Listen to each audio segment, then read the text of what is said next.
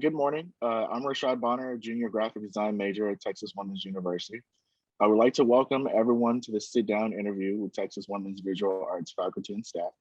During the interview, we'll introduce the artists, discuss the work featured in the Lingua Franca exhibition, and that exhibition is located in the East and West Gallery in the TWU Fine Arts Building. The Lingua Franca exhibition will be running through September 17th, so please check it out if you actually have time. So during the interview, we're going to ask a few questions and we're going to get some insight from the different artists and their work. So first off, I would like to start with introductions. If you don't mind, please introduce yourself with a brief description of your art, style, or preferred medium. My name is Tanya Sinar. I teach sculpture and also 3D design or foundations design and drawing at Texas Women's University. I started out in primarily cast metal and object making in my first part of my career path, and then transitioned to installation and embraced a vast array of materials, including sound, light, video. The sky's the limit. And some of my work starts with scientific data and information. And I'm Colby Parsons, and I'm a professor of ceramics and digital fabrication, and currently the head of the Division of Visual Arts. And my work really explores an intersection between digital fabrication and digitally generated kinds of work and craft-based or handmade kinds of work. And in that exploration, I've at times used video, at times used digital interactivity. More recently, it's been about making use of ways of fabricating using digital tools.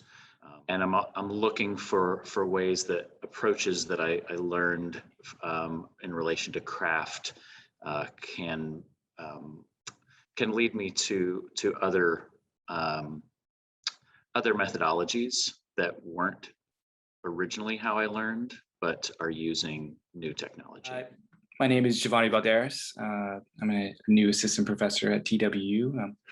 For me, I like to think that my work absorbs the passion and conflicts of the community that I grew up in, which is the Oak Cliff community of Dallas, which is a predominantly Latinx community. And I tend to kind of absorb what is happening in the community and then reflect that back through mostly through kind of visual means that are mostly that are comfortable with the audience that I kind of grew up around with. So I use a lot of like Pinata elements and text language. Like I think this kind of visual vernacular for me, it's really important because it's inherently ours. And so when we see that reflected in art making, and I mostly put out my work out into the public, kind of like guerrilla style. And so for me, I feel it's a kind of a tool for empowerment as well. Hi folks, I'm Professor Shelly Peterson, and I teach graphic design and illustration here at TWU, which I absolutely love. My area of focus in my studio practice is the illustrating, writing, and designing of children's books. And I would say the themes in my stories definitely center around personal relationships, direct observation of nature. I'm always finding inspiration there, as well as inspiration from an array of different disciplines: music, art history, science, philosophy, etc. And my goal is to create fresh and original stories that resonate with all of my different audiences, and that includes kids and parents, students and teachers, librarians, and then professionals in the children's publishing industry. Okay, thank you for that. So we'll just jump right on into the questions. These questions are general, and so if you feel as if something speaks to you, please just chime in. So the first question is, what is a dream project that you would like to accomplish in the future? I would like to start off with Professor Steiner. Okay, I have a little different take on that. And I'll try to address it, as best I can, the nature of the question. But I'm first going to tell you, sometimes my projects come to me in dreams. The Yellowstone project was a dream. I dreamt about it before I made it. So the problem with that, which to me is very fascinating and goes into that dream project category, there's two senses of dream project. The one you dream about, try to solve the problems in the dream, not knowing you're even doing that, and bringing it with you to waking up and realizing, wow, I want to make that. And then figuring out, oh my goodness, what is that? And with the Yellowstone project, I dreamt of these steam vents and water filling. There's all these different geothermic features in Yellowstone National Park. And so that came to me in a dream. And it had, the big question was, how do I channel this information, whether it's sound or visuals, up through the earth, give it a sense of a portal that it's traveling through. And so to answer the question, a dream project for me, those usually are the bigger projects. And then the fascination with it is trying to sort out what it's going to be. How am I going to make it art? And they don't always come from a natural source or phenomenological background. Sometimes they come from, there's something a little bit more abstract, but so that's my take on the dream project.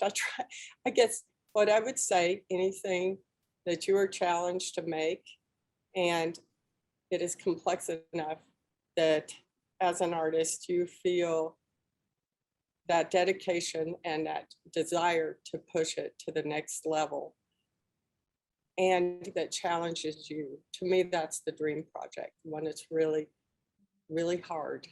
And that's not my every project. They are the kind of big ones that come in between all the other projects.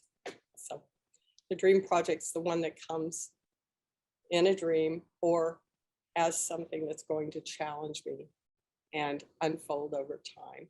And then I will find the means to make it. Could be a combination of multiple grants and piecing things together so that I could actually make the work over time. I think for me, the thing I've been dreaming about is taking some of the kinds of work that I've been doing to a much larger scale. It's one of the things that attracted me to learning how to do digital fabrication when I really didn't know what it could do for me, is that I did think it would allow me to do much larger work. And in the process of learning how to use it, I found other ways I wanted to use it, but I'd like to find my way back to that original idea that it kind of can potentially make things scalable up to much larger sizes. And I think, it's the kind of thing I at times try to give students advice on, is to imagine doing large scale public work, that like the people who do that, they at some point were not people who did that, and crossing over that threshold is possible. Personally, it's something I'd like to do, something where the way that the work relates to you physically involves, you moving amongst it rather than kind of looking down on it or next to it. Dream project. Well, when I dream big.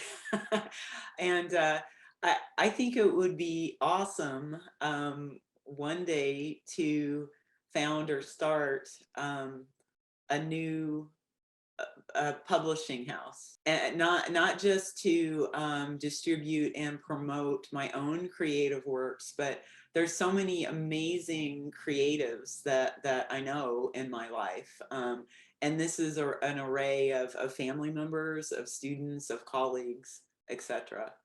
as the kind of a thing that it would take like a whole community to make this happen, right? And then funding, you know, to fully market it and promote it, so to speak. I think the focus would be content that is rooted in the humanities, and also so very educational, but also very fun. And I think it would be important to have, we were talking about access to information in one of the earlier conversations. So to have a component, like as far as marketing, there would be like freeware, so to speak, or like free sources available to different audiences, but also marketing more towards educators who could more easily like disseminate the content and information. So I would love if there was like an equalizing or / inclusive / social justice aspect to the content distributed and created by the press. But that's like big dream. So dream project. I think it's for, I almost had this, like almost had it, and that's why I think it still lingers with me. But for me, most of my work kind of deals with like ideas of pinata making, and so December, I believe, I made a life-size replica of my mom's first car when she came to the United States, which was a 1985 Nissan Sentra. And it was completely like a pinata made. And before that, I had been thinking about doing this project, and it was going to be kind of massive in a sense where I wanted to replicate a used car lot, take over a vacant lot, and it would be a community collaborative, but it would be all out of pinatas. So a pinata, like maybe 6 to 7 pinata cars, pinata streamers, basically like a little trailer that would be the front office. And so those things are like indicative of my community. And so obviously when you immigrate to this community, like you need a vehicle because DART transit isn't very good. And so, but at the same time in Oak Cliff, where it's quickly gentrifying, these businesses become eyesores. And then through policy and rezoning, they basically force these businesses out. And so on the one hand, they're seen as eyesores, but the thing is, if these businesses, if we live in a free market, like we say we do, these businesses wouldn't be around if the community wasn't using them. And so I feel like the city often puts their thumb on the scale and changes things through these kind of economic forces. And so for me, creating these vehicles, is a huge undertaking. But what I wanted to do is go to parts of Dallas that don't have any cultural programming, and then have a workshop, let's say in Pleasant Grove, near Love Field. These are areas that don't really have much cultural programming, and then have these workshops on the weekend. It'd be like a 3 to 4 month project where we would just build these vehicles. And then once we were all done throughout the city, we would have a procession, maybe put these vehicles on a trailer, and then take them all to the spot and then unload them.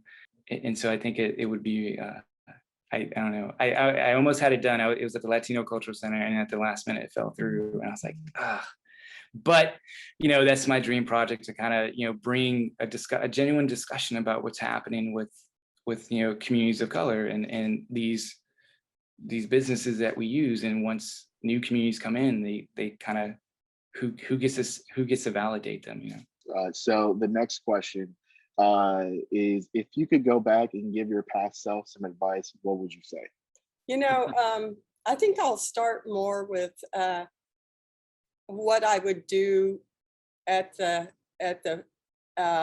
beginning of my career, teaching more. So, well, it folds into being also my career as a professional artist.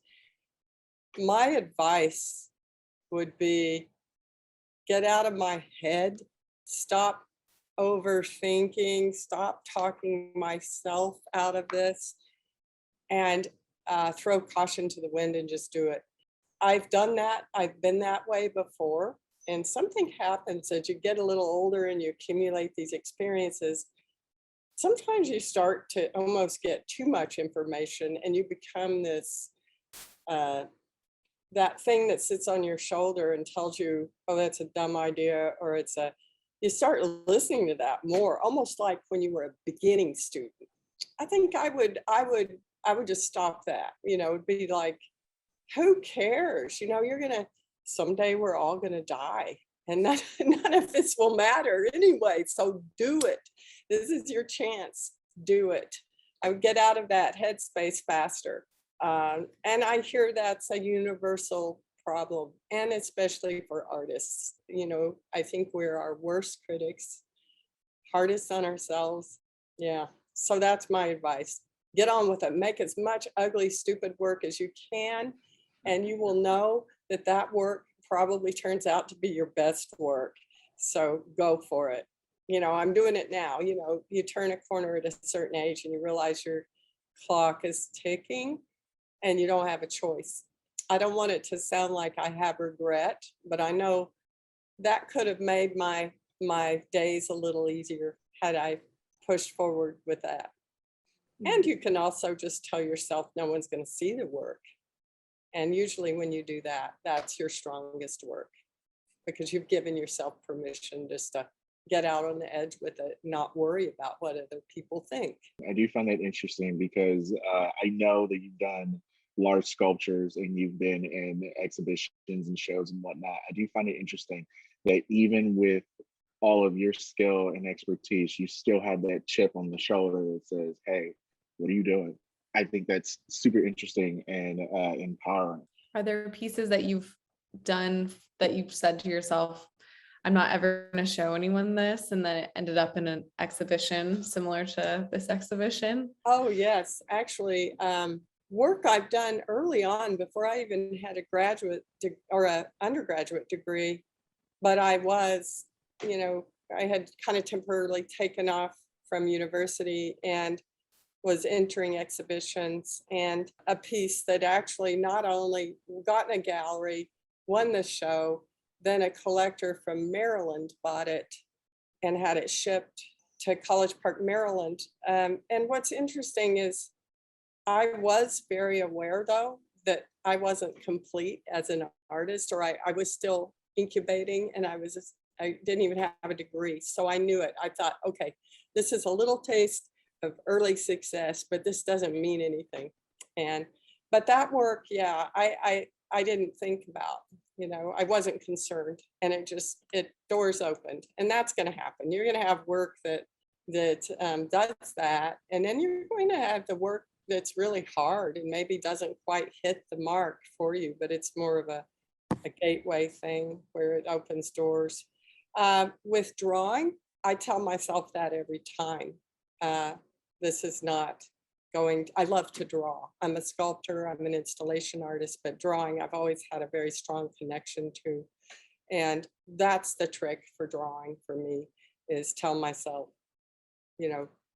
okay, maybe this piece of paper costs $20, but don't think about it. Otherwise, that piece of paper will stay around my studio for 4 years because I'm so intimidated and don't want to work with it because I know I'll mess it up. And then you just have to balance that. Don't buy too much $20 paper if you're afraid you're going to mess it up. That's what I would have to say. And I tell students that approach this drawing as though no one will see it. And that's when it seems to work. It is they turn off that little critic sitting on the shoulder. And I don't think that really ever goes away. Artists, it's part of negotiating as an artist, negotiating the art world and negotiating your own self. Many artists learn how to silence that and just keep going. Energy breeds energy. Anytime you start something, it's like a ball rolling downhill, a bowling ball or a rock. It's going to keep going. And that's the trick. With the same question, if you could go back and give your past self some advice, what would you say? I'll go. I think for me, I think I'd go back and tell myself not to be so self-conscious. I remember in graduate school, I felt like I didn't belong there. And then when I made the decision to go back, I remember some family members were like, you're getting another degree in art? How are you going to make any money? And looking back on it now, is I kind of I wish I think if I could go back, be that support system, I think that I needed, and because I felt like I would write everything down because sometimes I didn't know what these words meant, and at the end of the day, I would look up everything, and so I had a lot of catching up to do. But I think for me, I think I would have told myself that I was right where I needed to be, and all my experiences that I've learned, that those were gonna make me be the artist that I am today, and that it was okay, and then it will be okay. I think I'm going to chime in on a sentiment that's been expressed in a couple of different ways of sort of like doubting yourself. I mean, I think that's easily any artist could look back and give themselves some advice that where they see the big picture and realize they shouldn't have doubted something. And I think for me, it's sometimes like, even though I'm trying to push into other boundaries of what I think art is, sometimes I'll be self-conscious about if I feel like I can't explain how my work fits between boundaries, and then I'll, self-edit to something I'm more comfortable with, when probably, once again, like I'm the biggest critic of that, and it would have been fine. I think another thing I would give myself advice on would be to embrace change. It's not that I haven't, but there's just like a way that I can see that what I thought was embracing change was still sort of afraid of certain ways of letting go of how I thought things should be.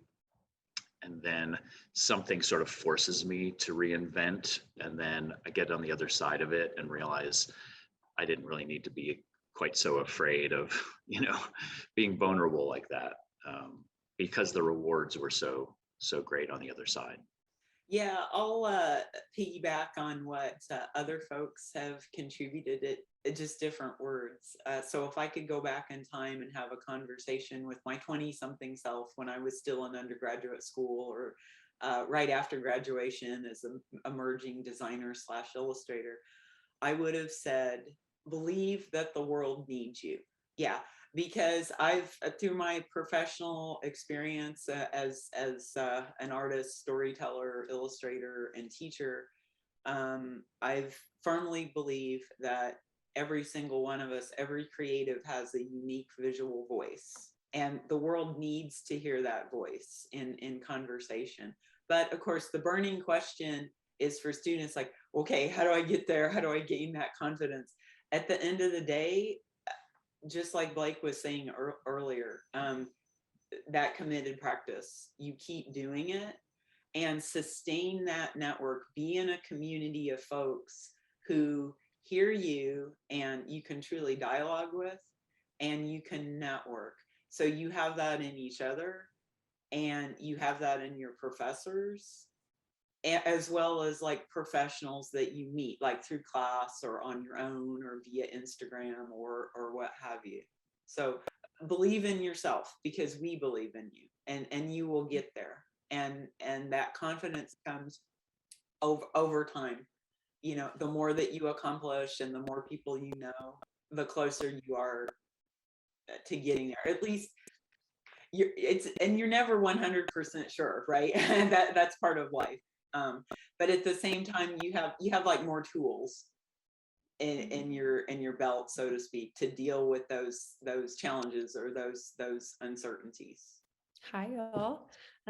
My first question is for Shelly. What was the inspiration for your Arnie and Zippy picture book project? Sorry. Awesome. Yeah, that's actually based on my nephew and his friendship with a very clever hen who is part of the flock on his mom and dad's, his parents' urban farm. So, and the plot line really follows what actually happened. He trained his chicken to pick out a particular color.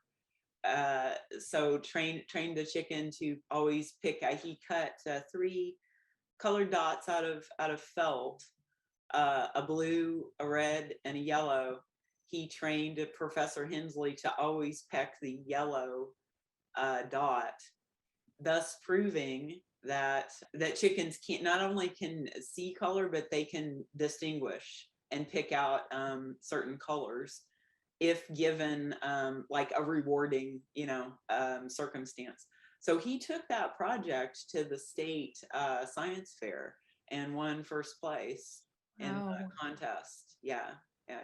And of course, like the imagery and the characters are all based from real life observation, like hanging out with my nephew or going to my brother and sister-in-law's backyard where they keep the chickens, and like just like drawing chickens from life, doing quick gesture drawings, taking plenty of photographs, just like sitting there observing their behavior, right?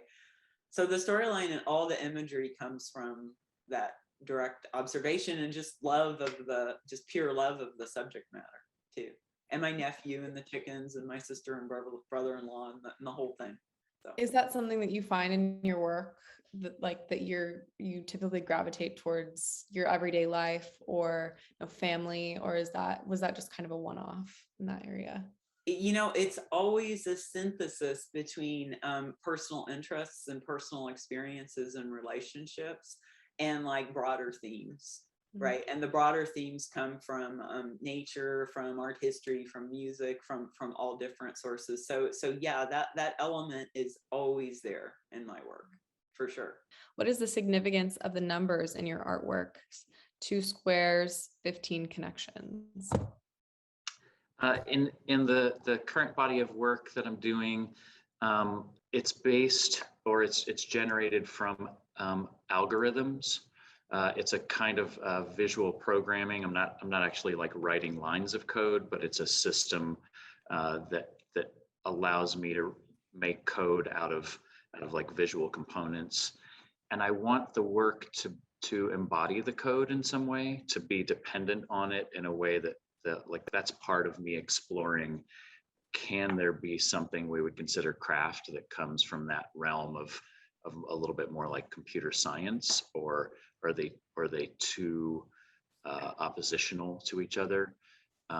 And so the work gets generated out of this set of code that I create, and then that can generate randomly numerous forms within sort of a limited set, and then I'm choosing one of those. And all the placements for everything to line up and be the right sizing for these things to connect together requires that it come from that process. So the numbers that are physically laser cut onto the forms partly are showing that embodied code, but they're also practical in terms of like, these are sort of like puzzles in a way. They all come apart. They're not glued together. They're just held together by parts slotting into each other. And so knowing which part slots into another requires those letters and numbers so that I know where to put the right things. As far as the numbers in the title, there's nothing especially significant. It's really just acknowledging the parts that are there, the main kind of fundamental building blocks of the form. I want to also say that that whole process I feel like relates to things that I learned as a ceramicist. There's a lot of times when what we love in ceramics has to do with kind of giving over something that we have a certain knowledge of how it'll turn out, but then something happens in the kiln, or we want there to be some randomness to the process. And it may seem quite removed, but to me, I'm seeing a similarity in setting up algorithms that have a random part. Because to me, it feels very similar in a certain way, that I know generally how things are going to turn out, but the specifics I'm sort of handing over to another process. And that's the kind of analogy I want to draw to craft. What inspired your usage of different mediums in your art? And then a follow-up to that, is what's the symbolism behind your work? I think for me, the different mediums, it goes back to, growing up in this community. And so, I absorbed like the brightly colored houses that our community paints them. So we had like these bright pinks and fuchsias, and then it's from the storefronts, it's, from the pinata like makers, it's everything. And so for me, for the longest time, it was funny. When I was younger, I used to be somewhat reluctant to say where I was from when especially when I was an undergraduate, because there was always that look, Oak Cliff. But then after time, I just started realizing, when you grow up in this neighborhood and there is this power structure that exists, they say like, well, Oak Cliff used to be great until like these Mexicans moved in, or until Black people came in, and it just all went to down the drain. But in actuality, and it took me a long time to kind of come to terms with this, it wasn't that. It was, we actually saved this neighborhood, because when white flight happened in the 1960s and 70s, it was people of color who moved in, bought homes, put their kids in failing school systems, created businesses. And so for me, it comes down to divesting in our communities from the city, and that's what they did. And so for me, I wanted to make work that spoke to that, but also empowered that. And using this language, and I use a lot of slang idioms, that usually is considered like, I remember someone told me that, why are you using like language of poor people, And I remember thinking like, oh, that's how you see us, right? Like, okay. But for me, I wanted to empower people. So when I make these objects and go set them out into the public, I wanted them to know that I was speaking to them, while this power structure like of developers and city officials were speaking to a completely different demographic. They were advertising towards new community members. And for me, I wanted to say, hey, what, we're still important here. There's still a conversation that we need to be having, and it's about us. And so for me, that I think that's where the work I like to take it. So yeah. Can I So just ask like one really, really quick question, Yeah. and that is to Professor Giovanni and Professor Colby. What is your takeaway that you want for your audience and viewers? What do you want them to leave with? I'll jump in real quick here, but and it happens, right? Like when I put my stuff out, there will be this young, Latina or a Latino person be like, I feel like you're talking to me. And I was like, I was talking to you. I want you to feel like you're important, but I want you to accomplish some things, right? We can't, fall into this trap, that we end up falling into, like. I think for me, a takeaway, which maybe you wouldn't get just from looking at it, you probably have to read about or hear me talk about it a little, would be that there can be this experience of objects that come out of a relationship with programming and code that is poetic, that is, it's connected to math, but then it becomes something else that kind of could impact us in a way we might not expect from something that came out of those sources. So I think that's part of what I'm exploring is like bringing a sort of humanity to something that we may categorize as not having it. it's interesting.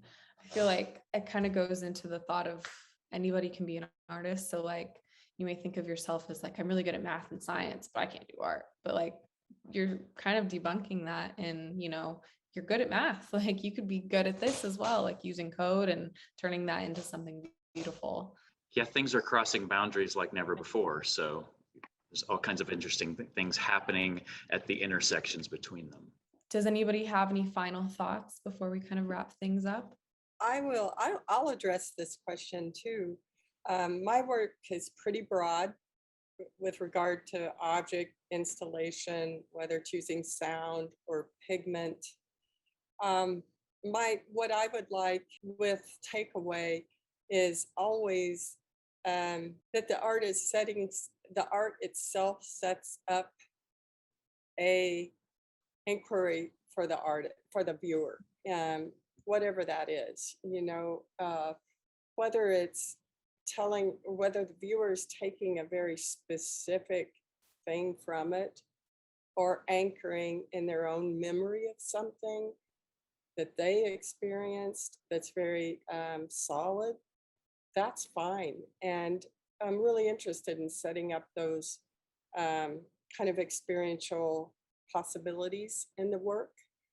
And the open-endedness of it is really important to me. If it's work that has a little bit more of a specific reference or something that's very identifiable, you know, whether it's a Yellowstone, you know, fumarole, or the audio of the sound of a mud pot, I'm hoping that that also opens doors for the viewer, where they maybe it does throw them into a new realm of thought that they hadn't really considered yet. So I guess that's where I'm least interested in controlling what the viewer thinks.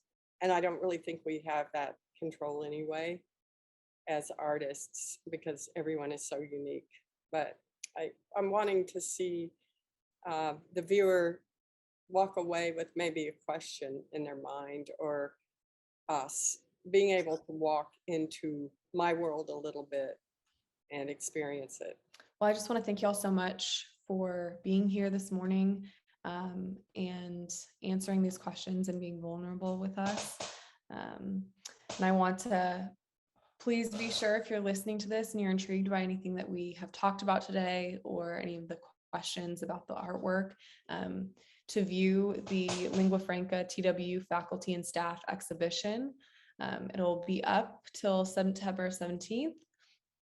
It is in the East and West Gallery at Texas Women's University Denton campus, and it is in the Fine Arts Building. So again, just thank you all so much for being here. Okay.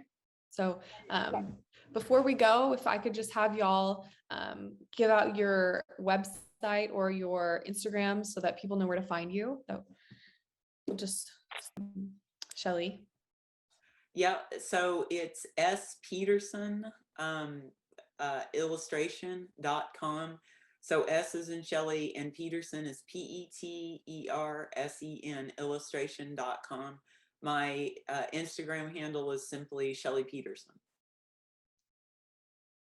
My website, I don't actually have a URL, but if you type my name, Tanya Sinar, Squarespace, it'll take you to the website.